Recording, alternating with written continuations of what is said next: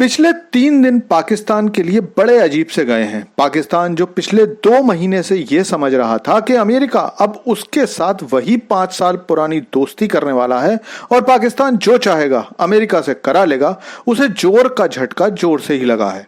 दरअसल Pakistani army chief जो अब फील्ड मार्शल बना दिए गए हैं, यानी कि आसिफ मुनीर, वो पिछले 2 महीने में 2 बार ट्रंप से जाकर मिल चुके हैं।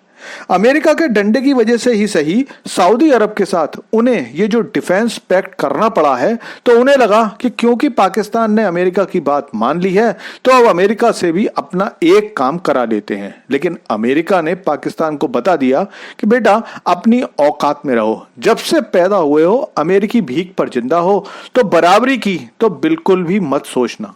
दरअसल पाकिस्तान फिलहाल बलूचिस्तान में बीएलए और उसकी ब्रांच मजीद ब्रिगेड से बहुत परेशान है।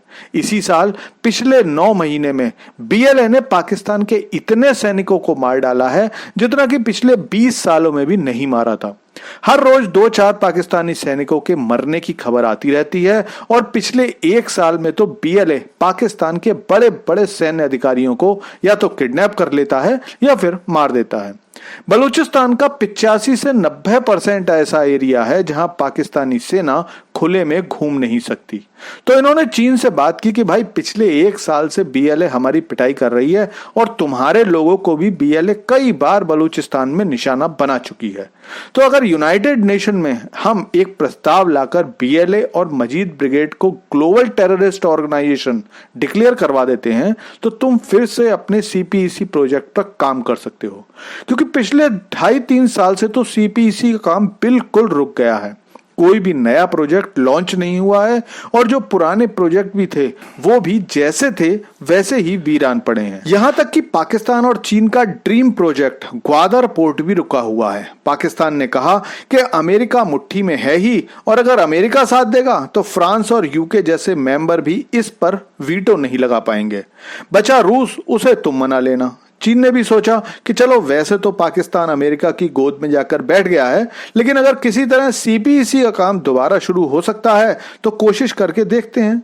तो कल ही पाकिस्तान और चीन ने यूनाइटेड नेशन सिक्योरिटी काउंसिल में बीएलए और मजीद ब्रिगेड के खिलाफ एक प्रस्ताव रखा कि इनको ग्लोबल टेररिस्ट ऑर्गेनाइजेशन घोषित कर दिया जाए। लेकिन अमेरिका तो अमेरिका है, हर देश की तरह वो भी अपने हितों को आगे रखता है, तो उसने यूके और फ्रांस के साथ मिलकर इस प्रस्ताव को रुकवा दिया। पाकिस्तान के लिए यह सारा घटनाक्रम किसी शौक से कम नहीं था, क्योंकि इस प्रस्ताव के बारे में पाकिस्तान पूरी तरह से आश्वस्त था कि वो जो चाहता है वो हो जाएगा।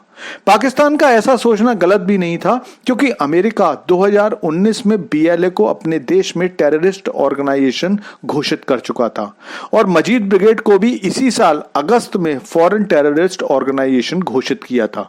तो पाकिस्तान ने सोचा कि जब अमेरिका ने अपने देश में बीएलए और मजीद ब्रिगेड को बैन कर दिया है तो यूनाइटेड नेशन सिक्योरिटी काउंसिल में भी ऐसा हो जाएगा। लेकिन अमेरिका ने पाकिस्तान के कान पकड़कर बता दिया कि बेटा हम जितना चाहेंगे केवल उतना ही उड़ने देंगे, ज्यादा उड़ोगे तो पर काट देंगे।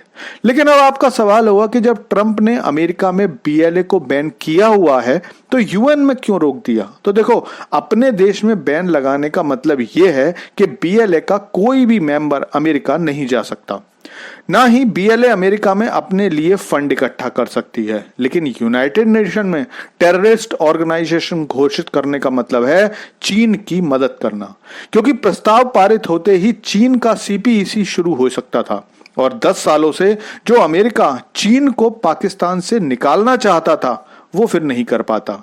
आखिर अमेरिका के बिना मदद के बीएलए और टीटीपी मिलकर चीन के सीपीईसी को बर्बाद थोड़े ही कर सकते थे।